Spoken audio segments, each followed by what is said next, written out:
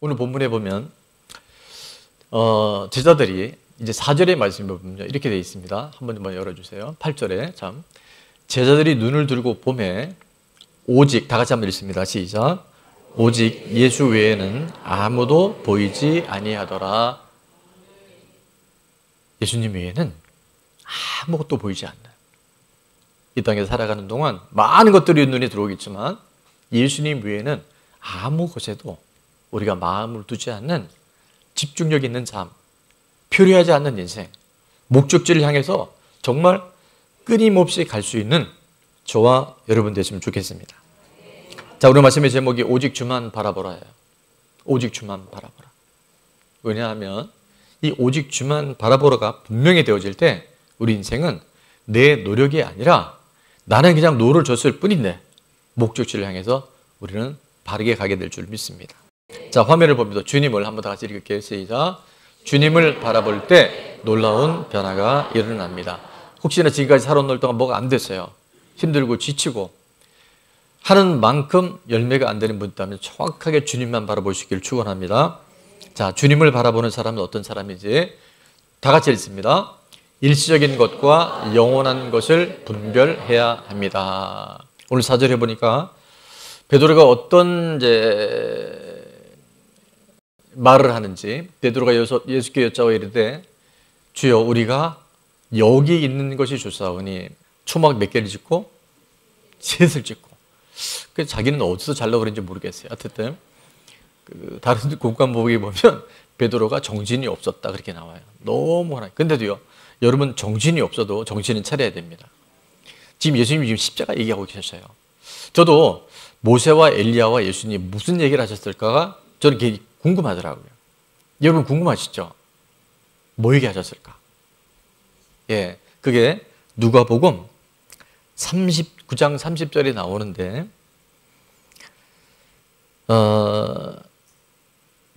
문득 두 사람이 예수와 함께 말하니 이는 모세와 엘리야라.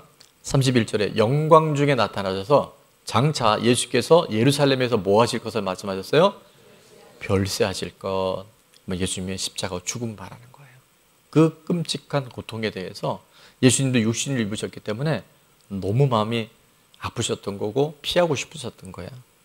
그래서 겟세마네에서 기도하실 때 여러분 아시는 것처럼 할 수만 있거든 이 잔을 내게서 물러가게 하시고, 그러나 내 원대로 마시고 아버지의 원대로 되기를 원합니다. 그 죽음에 대해서 지금 심각하게 얘기하고 계셨어요. 근데 베드로는 지금 엉뚱한 얘기를 하는 거예요.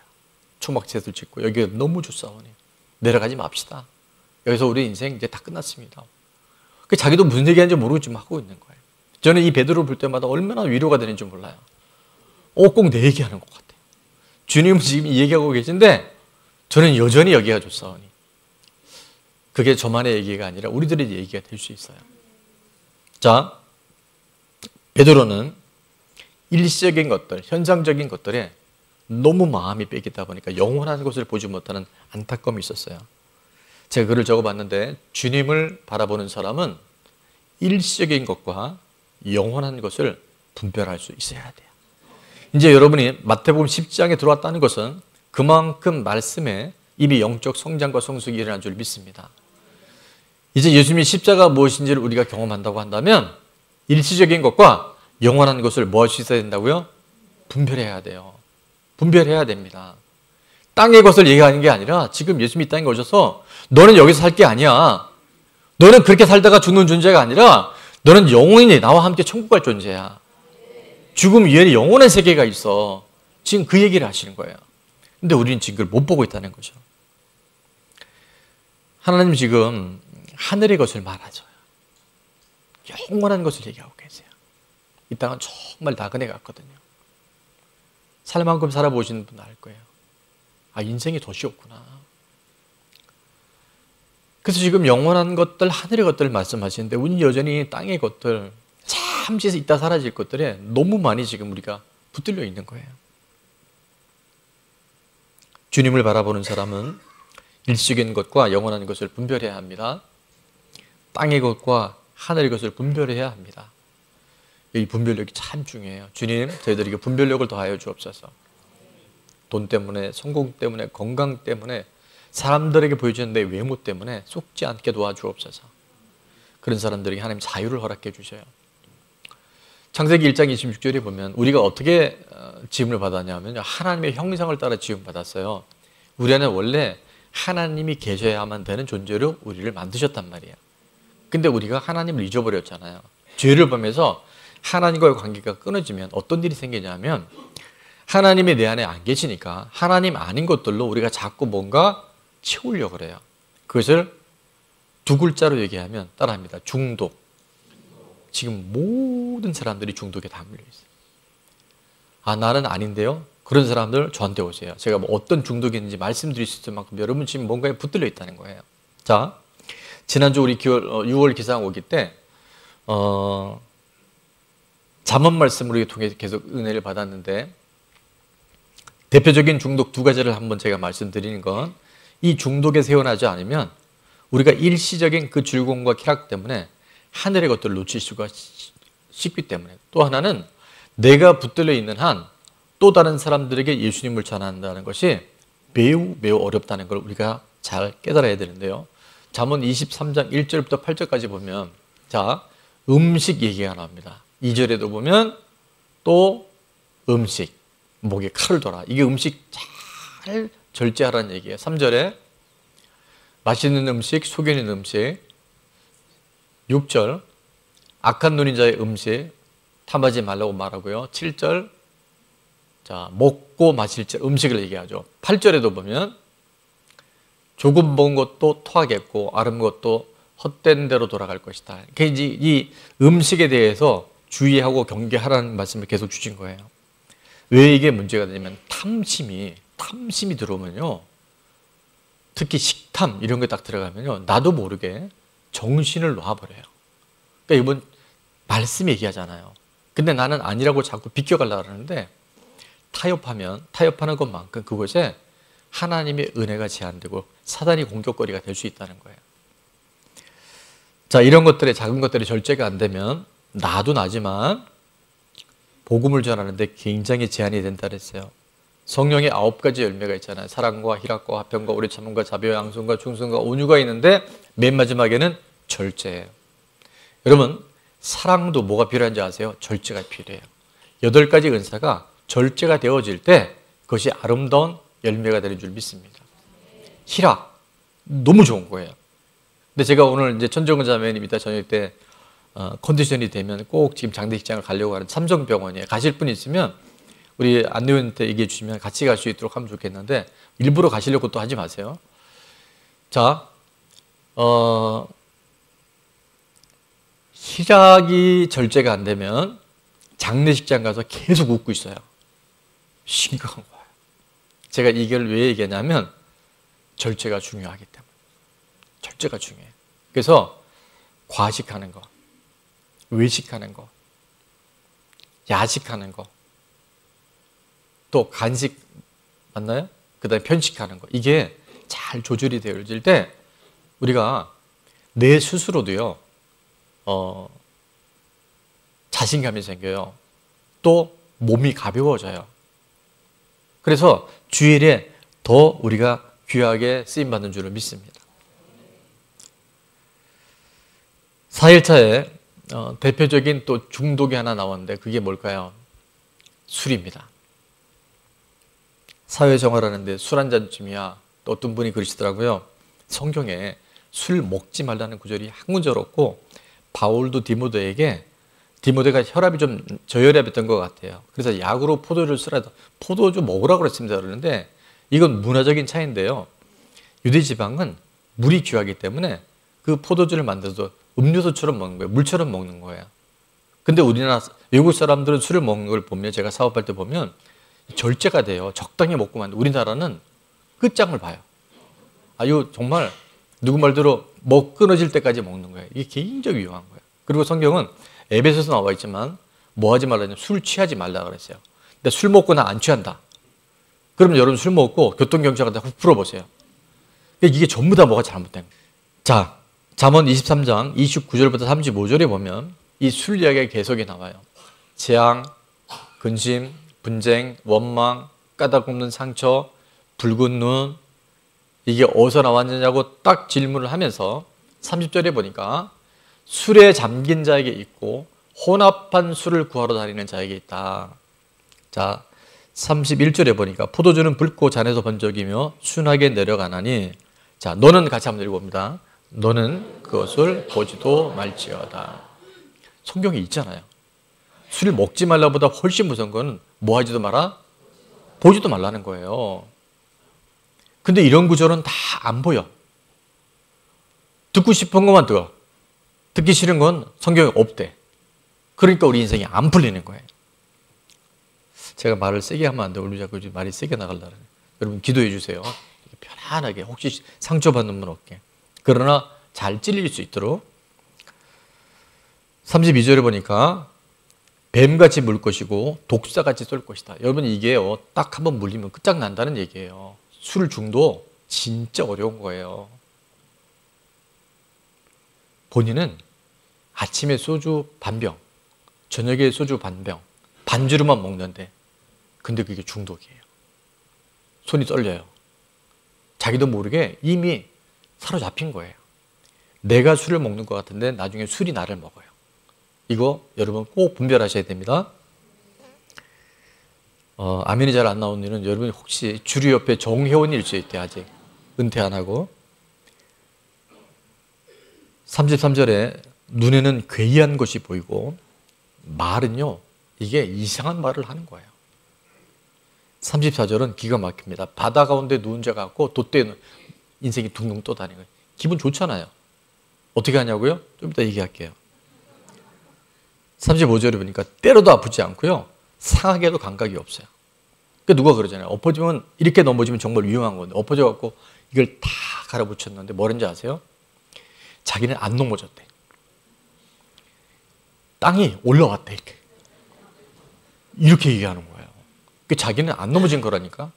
근데 우리가 보면 웃기잖아요. 근데 그는 몰라요. 그리고 뭐랍니까? 다시 술을 찾겠다. 내가 또 술 먹어야지 살겠다. 이 얘기하는 거예요. 제가요, 지금 이렇게 거룩하지도 않지만 어쨌든 이렇게 강단에 서 있으니까 제가 과거에 술, 담배를 했던 사람이에요. 대학교를 막걸리 대학을 나왔어요. 입학식 때부터 선배들이 아주 강하게 먹으니까 막걸리가 맛있더라고. 아주 어릴 때 아버님이 막걸리 받아오라 해서 가지고 했는데 무겁더라고. 그래서 조금 먹어봤더니 하여튼 그때 외에는 술을 안 먹거든요. 근데 대학 들어가서 제가, 이게 다 핑계예요 사실은. 그리고 제가 당구를요, 이제 고시생들이 두 가지를 즐겨요. 하나는 바둑 아니면 당구예요. 근데 바둑은 저희 아버님이 남자가 쪼잔하게 그 조그만 돌 갖고 그렇게 하냐고 그래서 제가 좀 큰 돌을 갖고 놀았어요. 그게 당구를 쳤어요. 그 당구를 제가 300을 쳐요. 당구 좀 치는 분들은 이게 300이 뭔지 아시죠? 나중에 시간 되면 한번 우리 그러지 맙시다. 근데 이제 그때는 보면 이 담배를 또 핀단 말이에요. 여하튼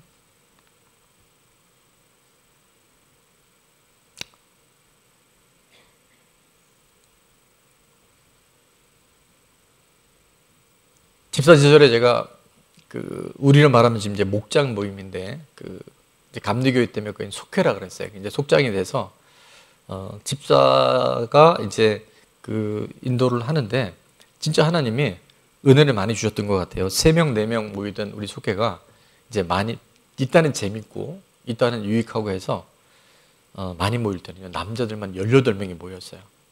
그래서 나중에 이제 계속 또 나누고 했는데, 남편들 18명이 오면 거의 아내들이 따라오거든요.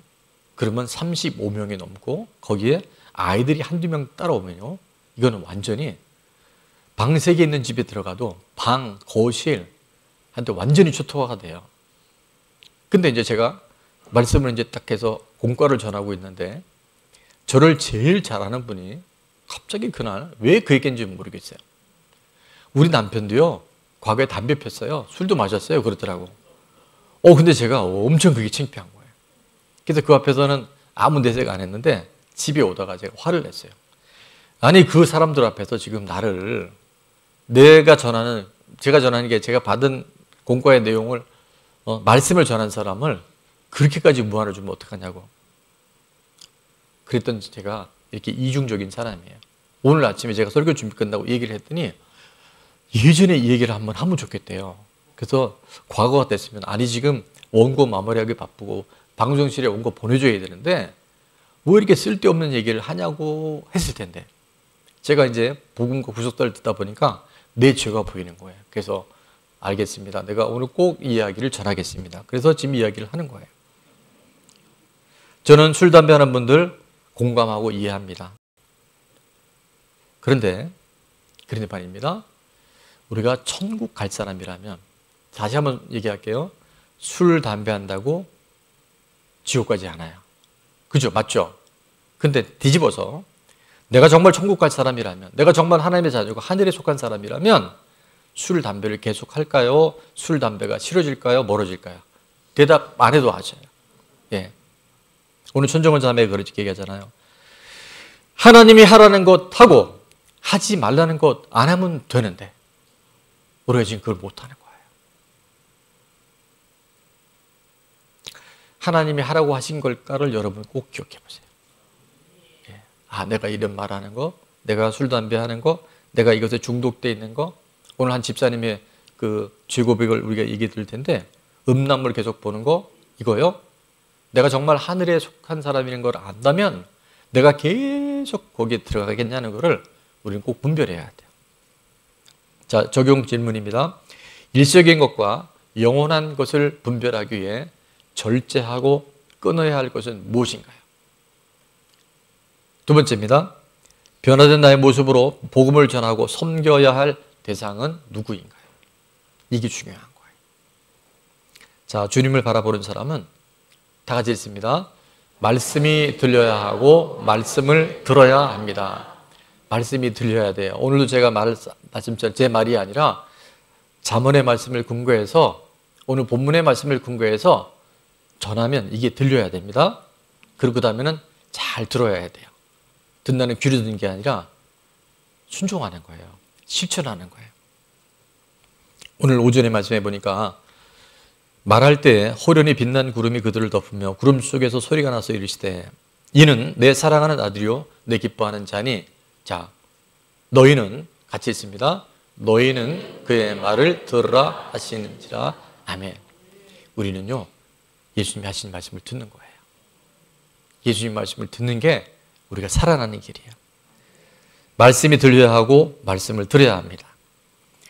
저는 왜 베드로가 이렇게 하는 말씀, 예수님 말씀을 잘 못 들었을까를 궁금했는데 누가복음 9장에 보니까 32절에 베드로와 및 함께 있는 야고보와 요한이요 뭐에 따라요?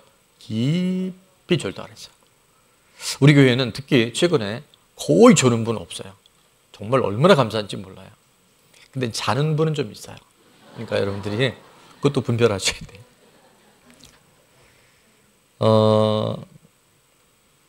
이번 기상 오기 때 이제 우리가 5일 동안 대표 기도를 계속했는데 화요일 날 우리 대표 기도는 집사님이 제가 월요일 날 선포했던 말씀, 그러니까 이번 주제 중에 가장 큰 건 뭐냐면 한번 따라합니다. 자존감과 자존심의 싸움. 그러니까 자존감이 세다는 건요 하나님 앞에서 내가 누군지를 발견하면 우리 자존감이 올라가요. 근데 사람 앞에서 자꾸 비교하면 자존심이 세져요. 그러니까 자존감이 올라가면 자존심은 약해지고 자존감이 떨어지면 자존심이 센 거예요. 그러니까 여러분 이걸 잘 이해해야 돼요. 근데 이 말씀을 듣고 이게 말씀이 들린 거예요. 우리 집사님이 화요일 대표 기도에 이런 기도를 하셨어요. 사랑해 주님 감사합니다. 어제 말씀을 통하여 자존감과 땡큐 2부에는 누가 올려줬네요. 자존심에 대하여 말씀해 주셨는데 저는 하나님을 알면서도 자존감이 낮았기에 자존심을 내세웠던 주인님을 고백합니다. 어릴 적 부모님은 자주 다투셨고 아버지는 엄하신 분이셨기에 때문에 공부 잘하고 농사 잘 짓는 동네 형제들과 늘 비교의 대상이었습니다. 하루는 우리 집에 동네 분들이 많이 오셨는데 그날 아버지께서 심하게 야단을 치셨고 사람들 앞에서 매를 맞아 깊은 수치감도 생겼습니다. 신앙생활을 하고 하나님을 믿는다고 하면서도 부모님 탓과 아버지 때문에라는 것에 눌려서 아버지 핑계만 대기 일쑤였고 신앙인으로 바로 서지 못한 저였습니다. 젊을 때는 동네 형들과 어울려 음주 가무를 즐겼고 결혼하면서는 자기 표현이 안 돼 감정과 분노로 감정 표현을 하여 가정을 잘 지키지 못한 가장이었습니다. 결혼 후 제대로 신앙생활을 시작했지만 세상에 음란물이 존재하는 인터넷 사이트에 중독이 되어 몸이 지치고 힘이 들 때는 그 사이트를 보고 심취하기도 하였습니다. 하나님의 말씀을 들으면서도 내가 듣고 싶은 말씀만을 듣고 내 죄를 보지 못했던 죄를 공동체와 하나님 앞에서 고백하고 회개하오니 예수님의 십자가 사랑으로 용서하여 주옵소서. 아마 참석하신 분들은 이 기도문에 굉장히 많이 감동과 울림이 있었을 텐데 저도 그날 성령께서 뭔가 우리 공동체에 하신 말씀이 있다는 것이 느껴져서 제가 어제 그 집사님에게 이 기도문 이후에 변화가 있느냐 물었더니 변화가 있었대요. 그 자세한 얘기는 지금 할 수 없지만 그래서 늘 마음 한켠에 불편했던 어떤 것들이 있었는데 이렇게 오픈하고 나니까요. 그거를 건강하게 표현해 주셨대요. 이분은 제일 먼 게 뭐냐면 사람들 앞에 서면 자꾸 주눅이 드는 거예요. 근데 그게요. 확 풀린 건 아닌데 본인 안에 자유가 오더래요. 말씀이 들리면 내 죄가 생각이 나고 말씀을 들으면 우리 안에 자유가 임합니다. 로마서 10장은 이렇게 말씀하죠. 믿음은 어디서 나요? 들음에서 나요. 들음은 그리스도의 말씀으로 와요. 말씀이 잘 들려야 하고 말씀의 삶 가운데 잘 살아내야 할 줄 믿습니다. 그렇게 예수님을 만난 사람들에게 우리에게 주신 로마서 요한복음 8장 32절에 이게 연세대학교 교훈이 있기도 한데요. 진리는 예수님이 진리예요. 말씀이 진리예요. 안다는 것은 지식이 아니에요. 그분을 경험하는 거예요. 기네스코란 단어를 쓰는데 그분을 만나면 그분이 내 안에 계시면 따라합니다. 진리가 예수님이 말씀이 나를 자유케 합니다. 이런 말씀이 들리면요. 말씀대로 살아내면요. 묶여있던 것들이 풀어져요. 사람과의 관계가 풀어지고요. 중독이 풀어지고요. 내 안에 나도 모르게 계속 눌려있던 것들이 자유롭게 되는 줄 믿습니다. 적용입니다. 말씀이 잘 들리고 잘 듣는 편인가요? 1번 다 같이 읽을게요. 말씀이 안 들리는 이유가 무엇인가요? 왠지 아세요? 듣기 싫으니까. 아니면 토요일날 늦게까지 앉았든가. 따라합니다. 토요일날은 무조건 일찍 자야 합니다. 그래야 눈이 초롱초롱해요. 자, 두 번째, 말씀에 순종함으로 자유해야 할 것은 무엇인가요? 여러분이 묶여있는 것을요, 말씀을 한번 따라가 보십시다. 이번 주에. 빠른 시간으로 주시는 축복이 있어요. 주님 바라보는 사람에게 주시는 것은 따라하면 두려움을 극복하게 됩니다. 오늘 6절 7절에 보니까 제자들이 듣고 엎드려 심히 두려워하니 예수께서 나와 그들에게 손을 대시면서 다 같이 있습니다. 일어나라. 시작. 일어나라. 두려워하지 말라 하시니 예수님 만나면 예수님의 손이 우리와 함께 터치가 되면 우리는 일어나게 되고 두려움이 떠나가게 되는 줄 믿습니다. 자, 주님을 바라보는 사람은 다 같이요. 시작. 주님을 바라보는 사람은 두려움을 극복하게 됩니다. 나의 두려움은 무엇인가요? 두려움의 극복을 위해 무엇을 실천하면 좋을까요? 여러분 5종 세트가 여러분의 속박이 아니라 특권이 될 수 있기를 바랍니다. 목장 모임에 참석하시되 여러분의 연약함을 오픈할 수 있으면 여러분의 많은 하나님의 자유를 주실 거예요. 그리고 또 함께 중보했으면 좋겠어요. 자, 주님을 바라보는 사람은 첫 번째요. 일시적인 것과 영원한 것을 분별해야 합니다. 두 번째, 말씀이 들려야 하고 말씀을 들어야 합니다. 세 번째, 두려움을 극복하게 됩니다.